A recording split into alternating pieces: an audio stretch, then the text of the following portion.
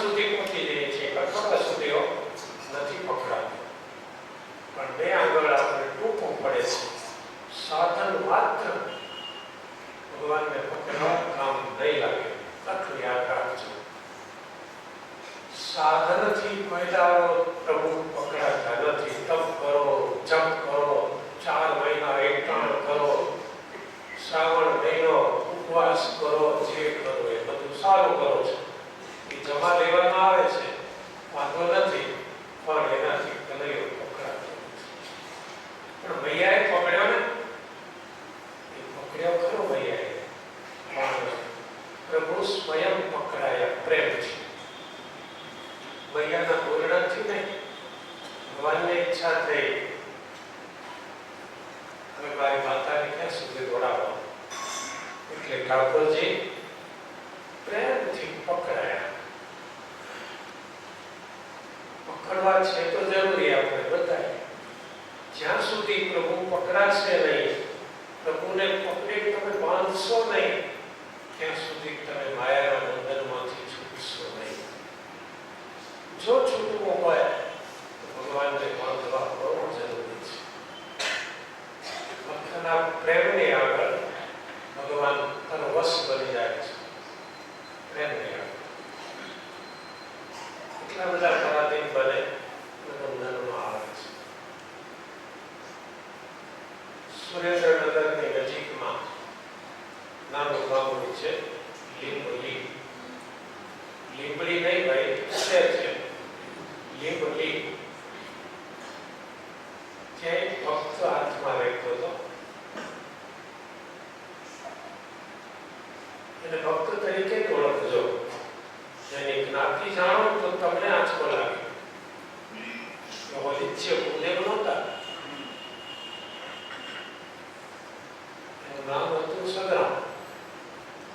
અને જ્ઞાતિથી ભાગરી હતા. નવાઈ લાગે. આજથી 200 વર્ષ પહેલા તો માણસમાં કેટલા બધા ખોટા ખ્યાલો હતા. સ્પર્શી આગળ છે એ માણસને એક ખ્યાલ નથી આવતો. આપણા શાસ્ત્રો કહે છે, આપણા સંતો કહે છે, આપણા ધર્મો કહે છે, માણસ ઊંચ અને નીચ એના આચરણથી છે. જેના આચરણ ખરાબ એ નીચો, અને જેના આચરણ સારા એ પવિત્ર. આજની તારીખે કોઈ રાવણના વખાણ કરશે? કેમ નથી કરતા? એ તો ઊંચી જ્ઞાતિનો હતો. જેના આચરણ સારા ન હોય એ જ માણસ નીચો ગણાય. આ સુંદરામ ભાગરી જ્ઞાતિથી આપણો અંદર મૂંઝાયા કરે. પ્રેમ બહુ સારો.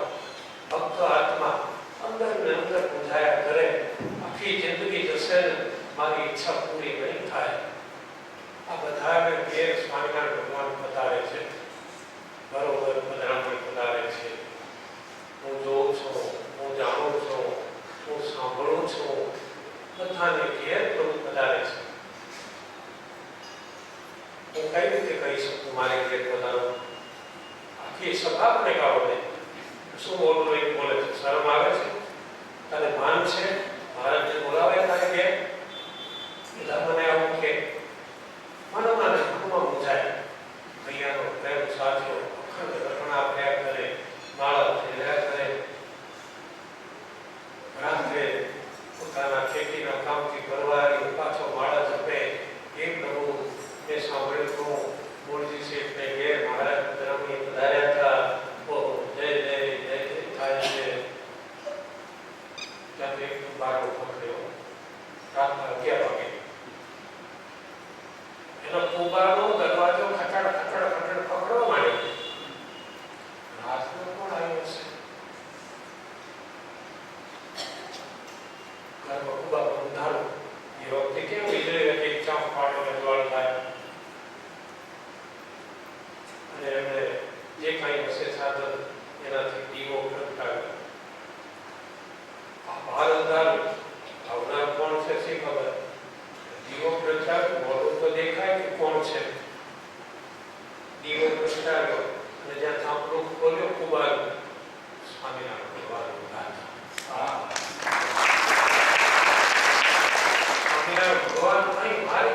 11 વાગે મારા અંદર બધા બેઠા.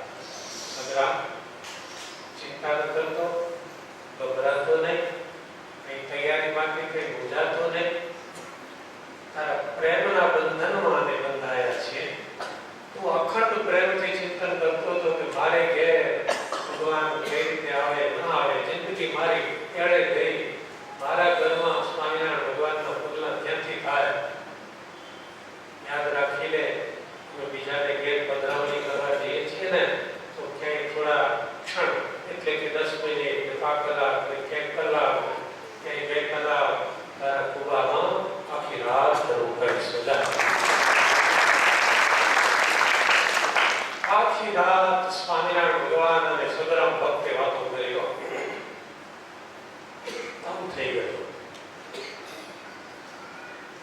સવારે અમારા બ્રહ્માનંદ સ્વામીને ખબર પડી ગઈ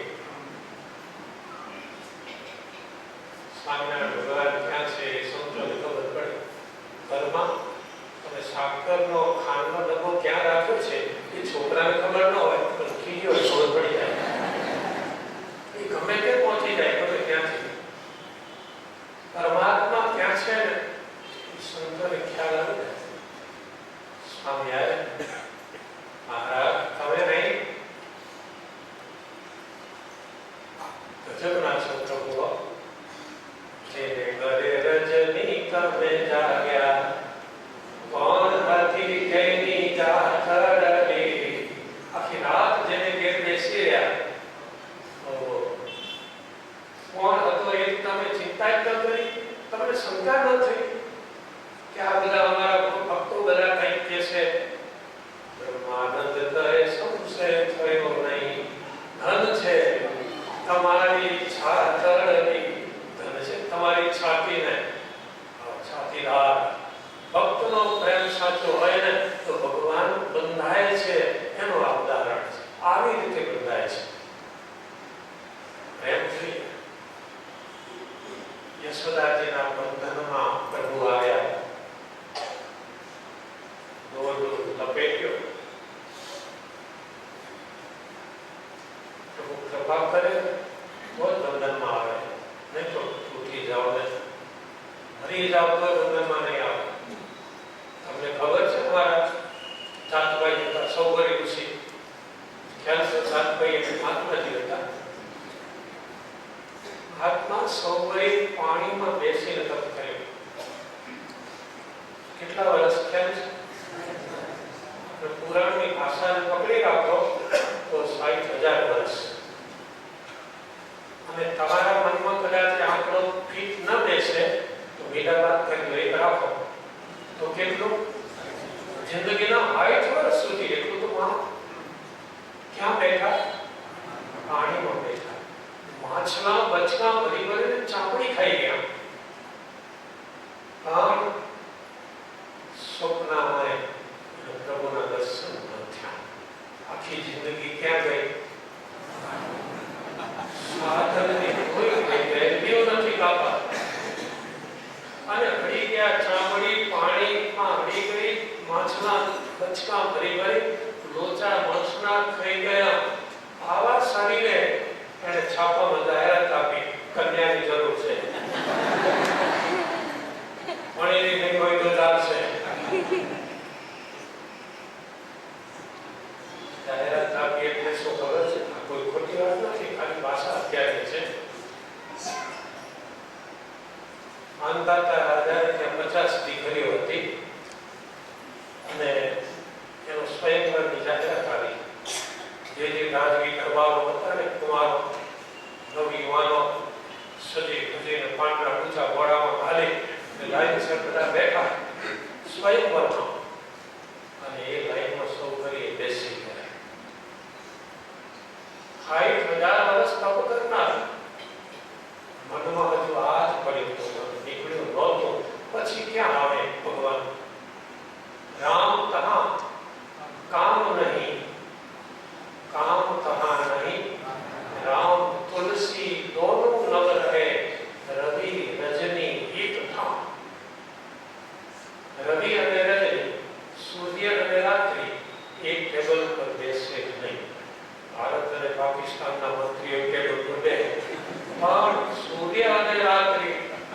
કોઈ ટેબલ ઉપર બેસે નહીં. સૂર્ય આવે તો રાત્રિ ક્યાંથી હોય? હવે રાત્રિ હોય ત્યાં સૂર્ય ન હોય. મનની અંદર જ્યાં સુધી વાસના ભરી હોય ત્યાં સુધી રામ ક્યારે પણ મનમાં ના આવે. 60,000 વર્ષો લાખ ગયા હોય ને તોય કામ ના થાય. સાધન ઉપર મીઠો મૂકો, ભગવાન કૃપા કરે એ રીતે ભક્તિ કરો. બે તપસ્વી ભક્તિ કરતા હતા. ઘર મૂકીને, સંસાર મૂકીને એક લીમડા એક આંબલીના ઝાડ નીચે તપ કરવા બેઠો અને બીજો પીપળાના વૃક્ષ નીચે બેઠો. માંસ સુકાવા માંડ્યો, હાડકાં દેખાવા માંડ્યા, આંખે અંધારા આવી જાય, ડોળા આખા બહાર ઘૂસી આવેલા. તપ એટલે તપ.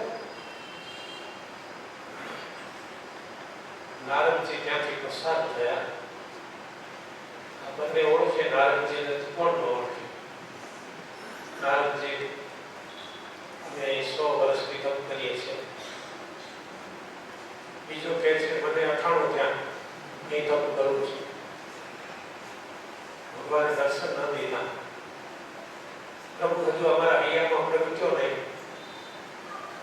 નારદ કહે છે જુઓ એ મને ખબર ન પડે પણ હું છે ને વૈકુંઠમાં જાઉં છું. તમારે કંઈ કહેવું હોય તો સમાચાર લેતો જાઉં, કારણ કે વખત બગાડે હું પોસ્ટમેનનું કામ કરું છું.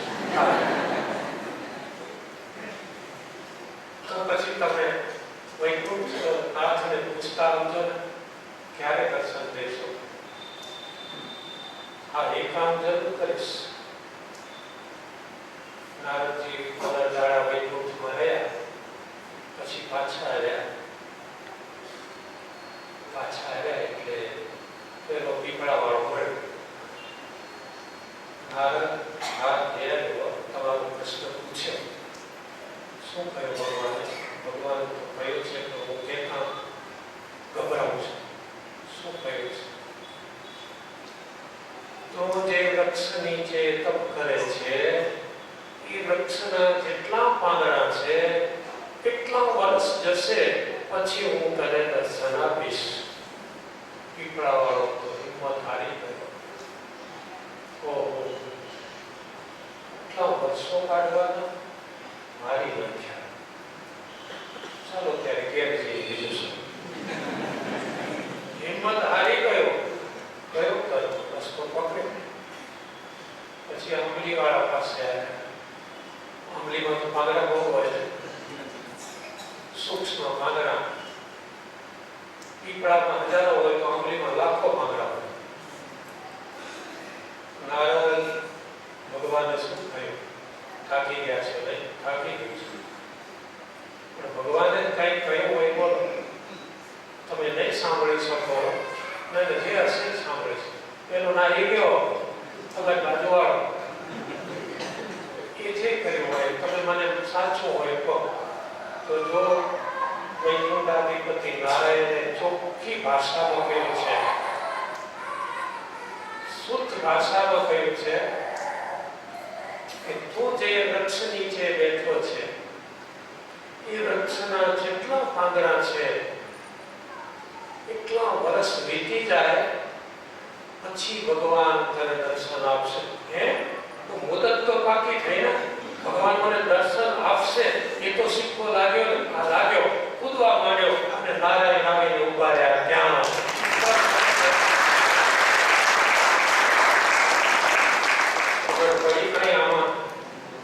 તમારી સંખ્યા, તમે કેટલી માળા ફેરવો છો એ બધા ગણિત ખોટા છે. એમનું ગણિત આખું અલગ છે, અલાયદું છે. તમારી માળામાં, તમારા ભજનમાં, તમારા કથા કીર્તનમાં, તમારી જાત્રામાં, તમારા જોગ યજ્ઞમાં, તમારા ધ્યાનમાં પ્રેમ તત્વ કેટલું છે ત્યાંથી ગણિત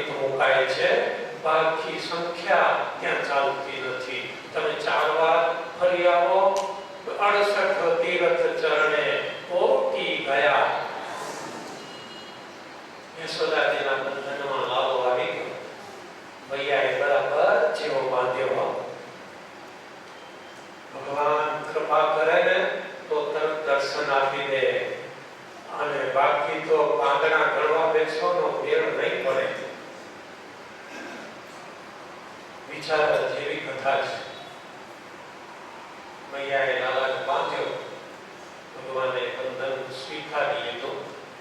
હાથ વાળી બરાબર ઉદર ઉપર, અને બીજો છેડો દોરડાનો ખાંડણિયા સાથે બાંધ્યો. ખાંડણિયા પહેલા પરસ્પર ઘરમાં પડ્યા રહેતા હતા, અને મુસરીમાં પથ્થરનો હોય, પીઠ ભરેલો, તો કેટલાય ત્યાં લાકડાનો મોટો ખાંડણિયો હોય. ખેતીની પેદાશ ગણતરી વસ્તુઓ ખાંડવાની હોય, આવો મોટો ખાંડણીઓ લાકડાનો, એની સાથે પ્રભુ બાંધ્યા. છોડું નહીં રાખતો આખો દિવસ, ભૂખ્યો ને ભૂખ્યો રાખું તને. મૈયા હજુ રીસ હતી. ભક્તની રીસ ભગવાનને મીઠી લાગે છે. ભક્તની રીસ ભગવાનને બહુ ગમે છે. મૈયા અંદર રસોડામાં ગયા, ત્યાં તો ગોપીઓ બધી આવી ગઈ. ગોપીઓ તો શું હશે. મૈયા કંટાળી ગયા ને, તમે ખીજાયા ને મૈયા, અમારે ઘેર દરરોજ આવું થાય છે, દરરોજ. છતાં અમે કંટાળતા નથી. તમારે ત્યાં તો એક દાડો મટુકી ગોળી, અમારે ત્યાં રોજ ગોળી જાય છે, છતાં અમે ખુશ છીએ, હસીએ છીએ. ગોપીઓ મદદ કરી. નોકરો હજુ આયા નહોતા. નોકરે તો ઘડિયાળને કાંઠે આવે, બધું ઘર સાફ સુફ કર્યું. અને એ વિચાર કર્યો, હવે ચાલો એક કામ બાકી છે, એ પૂરું કરીએ. હજારો વર્ષ પહેલાનું ખેંચાતું આવેલું ખાતું એ આજે કમ્પ્લીટ કરવાનું છે. અને કોઈ તમારે ઉઘરાણી હોય, દર વર્ષે ચોપડામાં ખેંચાતી આવે. એક કામ ખેંચાતું આવતું. ભગવાન ચાલવા માંડ્યા. ખાંડણીઓ આડો પડી ગયો, સીધો હતો એ આડો પડી ગયો. અને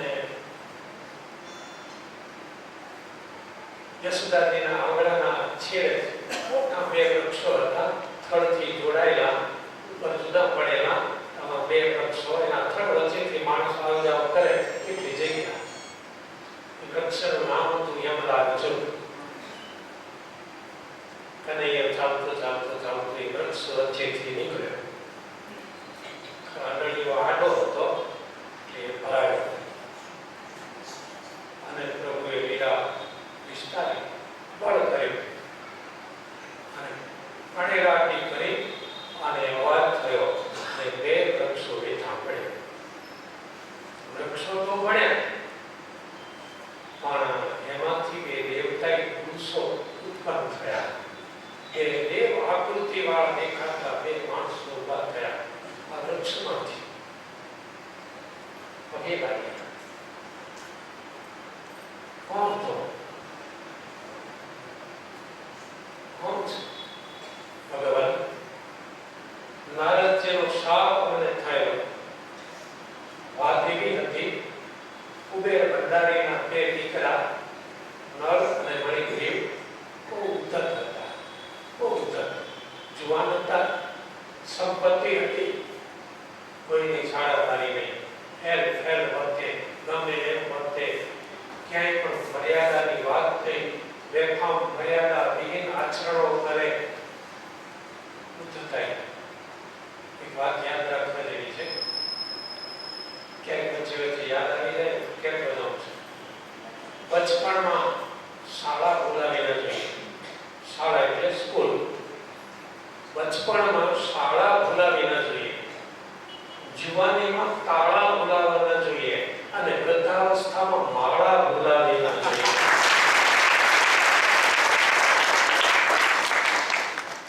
બે વાત તો સમજાઈ ગઈ કે બચપણમાં શાળા ભૂલાવી ન જોઈએ. બહુ સ્પષ્ટ વાત છે. છોકરો નિશાળે ન જાય, રખડે તો પછી શું ઉતારે. વૃદ્ધાવસ્થામાં માળા ન પકડે એવાની હાલત શું થાય ઘરમાં? હરો ડોહો કચકચ કરે છે, હજુ દોડે છે, ક્યારે ઘર ખાલી કરશે?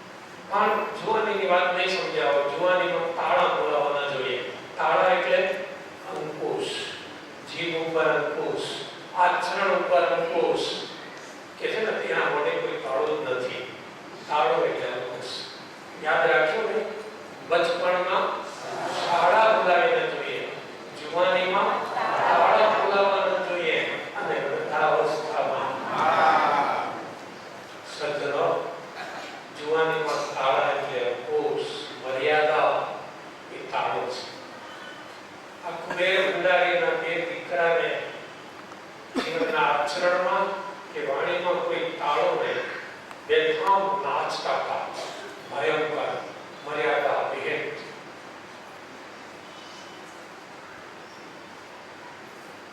અને નાચવામાં તો નથી જ ના રહી, સાથે કોણ હોય? મન થાય એવા પાત્રોની સાથે બેફામ નાચે. નારદજી પસાર થયા તો એની જોડે નાચવા વાળાને શરમ આવી, કપડાં ઠીક કરી અને નારદની માફી માંગી, પગે લાગ્યા. આ બે જણા તો તે શીખે છે, આવા સાધુરાઓ કેટલા આવે ને કેટલા જાય, અમારે લેવા કે દેવા. અને નારદજી કહે છે, વાહ વાહ વાહ, તમે આ અવસ્થામાં બહુ સારા લાગો છો.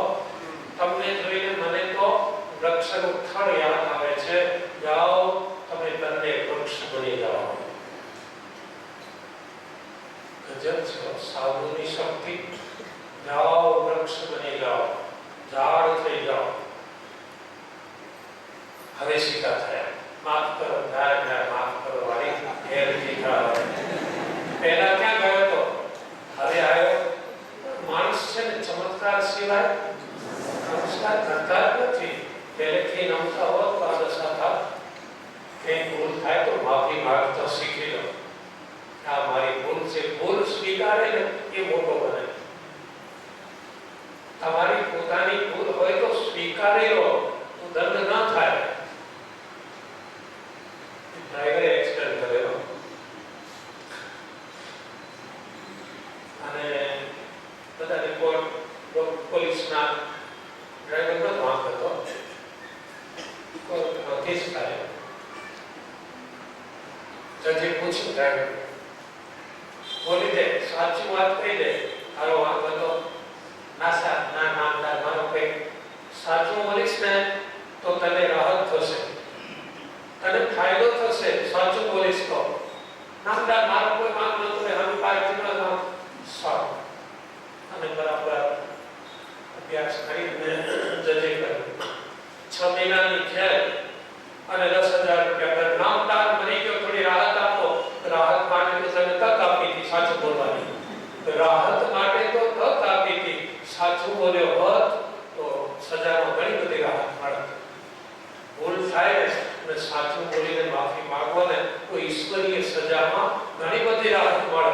હવે એ ભગવાન અમારો તો કોઈ માંગ નથી. અને ઠાકોરજી જે સજા કરશે, નારદજી કહે છે વૃક્ષ થઈ જાઓ. બહુ કર્યા. મોટે ભાગે એવી કહેવત છે કે સંતોના શાપમાં વરદાન સમાયેલું હોય છે. સંતોના શાપમાં આશીર્વાદ જ હોય છે. સંતો પથ્થર લઈને મારે એમાં ફાયદો છે. સંતો લાકડી લઈને મારે એમાં ફાયદો છે. તમને કોઈ અનુભવ નથી થયો? કેમ બોલો છો? આપણે બેઠા છીએ એક સંતના શાપના પ્રતાપે. આપણે રોજ એક પ્રસાદ મળે છે ને એ ઋષિના શાપના પ્રતાપે. કોણ ઋષિ? ભૂલી ગયા? કોણ? દુર્વાસા ઋષિએ શાપ આપ્યો ત્યારે તો આપણે ભેગા થયા છે અને એટલે તો પ્રસાદ મળે છે. દુર્વાસા ઋષિએ શાપ આપ્યો, જાઓ બધા ધરતી ઉપર જન્મ લ્યો. અને નરનાળ દેવે શાપ સ્વીકાર્યો અને ધરતી ઉપર પધાર્યા અને આપણે આ મંદિરમાં બેસતા થયા. એટલે મહાપુરુષોના શાપમાં આશીર્વાદ હોય છે. નારદજી કહ્યું, જાઓ તમે ગોકુળની ધરતી ઉપર વૃક્ષ રૂપે બની જાઓ. તમને એકવાર પરમાત્માના ચરણનો સ્પર્શ થશે અને તમારું કલ્યાણ થશે. નારદના આ વચનને સત્ય કરવા માટે ભગવાન યમલાર્જુનના વૃક્ષ નીચેથી પસાર થયા અને એમને પાછા સ્વર્ગમાં મોકલી દીધા. જય જયકાર થાય છે. પરમાત્મા જ્યાં વૃક્ષ નીચેથી પસાર થયા ને અવાજ થયો ને એટલે નંદ બાબા દોડી આવ્યા. ભગવાનના ઉદરમાંથી દોરડું છોડ્યું અને ઠાકોરજીનું નામ પડ્યું દામોદરલાલ. ત્યારથી નામ પડ્યું છે. પછી તો તરત મીટિંગ બોલાવી હો. નંદજી, ઉપનંદ, વસુનંદ, સુનંદ આ બધા ભેગા થયા.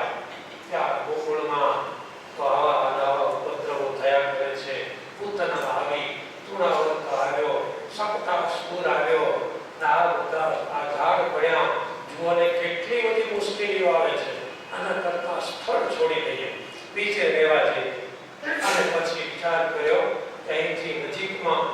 વૃંદાવન છે ત્યાં રહેવા જતા રહીએ, ત્યાં યમુના નદી છે, ત્યાં વૃક્ષ વનરાજી સારી છે, આપણી ગાયો સુખી થશે, આપણે સુખી થઈશું. આ બધાએ નક્કી કર્યું અને કઈ રીતે બધા વૃંદાવન રહેવા ગયા એ કથા આપણે આવતીકાલે સાંભળીશું.